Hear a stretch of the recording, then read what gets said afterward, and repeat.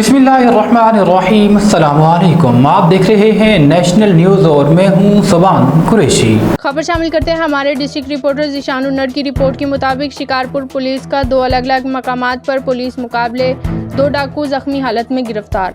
New फौजदारी और लिखीदर की हदूद में अलग अलग पुलिस मुकाबले हुए, 2 डाकू जख्मी हालत में गिरफ्तार कर लिए गए। असलाह बरामद।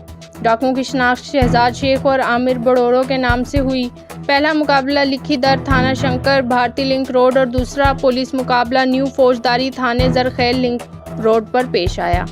डाकू डकैती की वारदात की नीयत से खड़े थे। थाना न्यू फौजदारी और लखीदर के एसएचओ ने फौरी तौर पर रिस्पॉन्ड करते हुए जाए वकुआ पर पहुंच गए। डाकुओं ने पुलिस पार्टी पर फायरिंग की। जवाबी फायरिंग में 2 डाकू जख्मी हालत में गिरफ्तार कर लिए गए।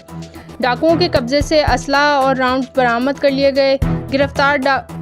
गिरफ्तार जख्मी डाकुओं को सिविल अस्पताल मुंतकिल कर दिया गया। डाकुओं का क्रिमिनल रिकॉर्ड चेक किया जा रहा है। एसएसपी शिकारपुर शाहजेब चाचड़ का कहना है कि फरार होने वाले मुलजमान को भी ट्रेस कर लिया गया, जिन्हें जल्द अज जल्द गिरफ्तार कर लिया जाएगा।